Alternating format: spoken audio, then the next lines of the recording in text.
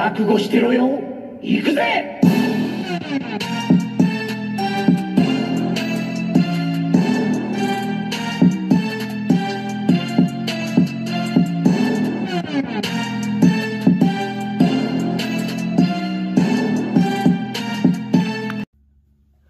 Welcome to World Breaker Cool's Reviews. I'm your host, World Breaker Cool, and today we're looking at the Bandai High Definition Ultimate Legends Demon Slayer, Tanjiro, as well as Zenitsu. I like this package. This packaging is low-key fire. Look at that.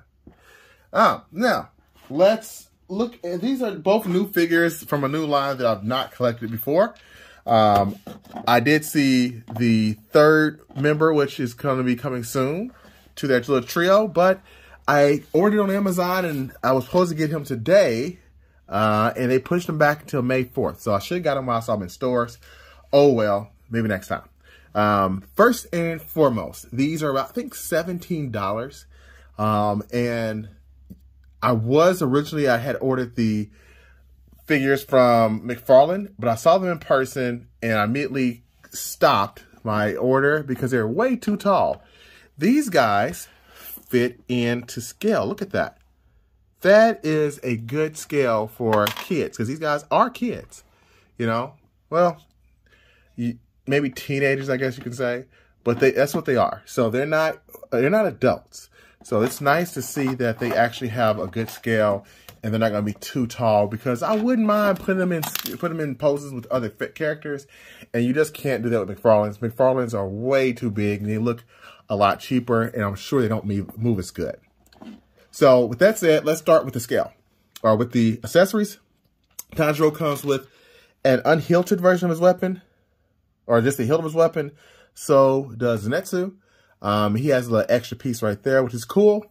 I think you're supposed to be able to slot that in there. Can you see the hole? And he has one too. However, I have not figured out how to get this to move without feeling like I'm going to break this, because it moves a little bit, but uh-oh. See, mine's already feeling like it's going to unbuckle. I don't want to do that. I'm going to leave that alone.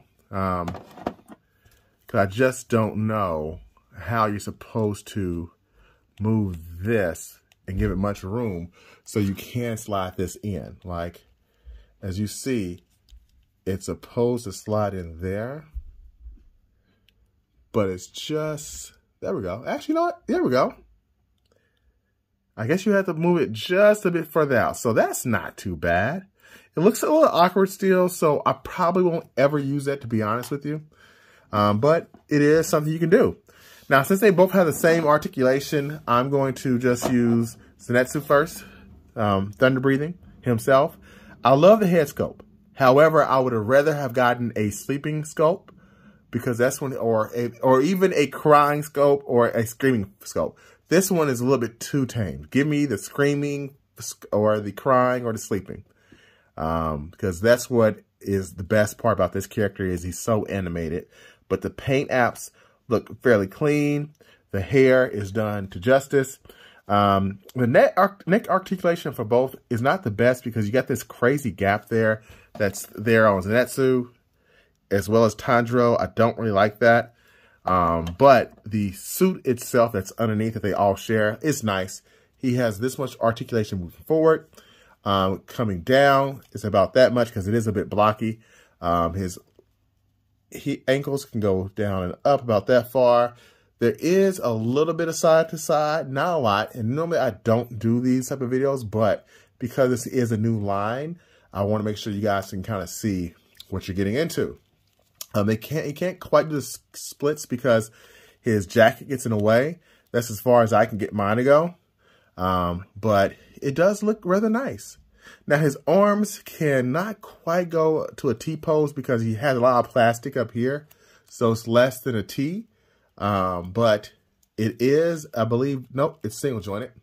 So he can get his to go about that much. And over here, about the same. Okay. So, but all in all, that's not bad. You can still get some nice poses from these figures, which I definitely like. Let's look at Tanjiro. I'm not gonna go ahead and flex him because I've already done the same thing. and they are essentially the same figure. It's just different paint apps and head sculpt. So besides that, same thing. Oh, wait a minute. The legs are different. That's nice. They went the extra mile, but this is an overlay right here. So it's still the same as this. Oh, no, this is an overlay as well. No, not quite. They're not overlays. Never mind. They also come with fisted hands. So in case you want them to be punching people, you can. I'm not even sure why they came with two grabby hands or two open hands like that, but something you can easily switch. So yeah. Tanjiro has a cool earrings that look really good, and I look forward to getting more of these figures. So all in all, do I feel like these figures are worth it? Again, because of the scale, I'm going to say a heck yes. They just are very nice figures. Do a couple more comparisons just so you can see size. There he is next to a G.I. Joe Classified figure that I have not reviewed yet because I'm slacking on my channel. And let's get him into a 7-inch scale Masters of the Universe Sorceress figure that I have also not reviewed yet because I'm slacking. So she's like a giant compared to these guys. That's crazy. You know what? Let's keep going. Let's go with Mafex next. Let's get the Mafex Superman up there that I think is grossly undersized. Yeah, he should be bigger than that with these guys. And his head small. I wish he would have did a better job on that Superman. And I think we'll leave it at that. So that's enough of the comparisons. Out of 10, because of the price and factor in the fun factor with these characters, I would give these a solid 8 out of 10. I definitely think if you're a fan of the show, that these are going to make you happy. The price is definitely making me happy. And the figures are finally some affordable figures that aren't like $100 some from Figma. So, good to go. Thanks for watching. Until next time, peace and demon grease.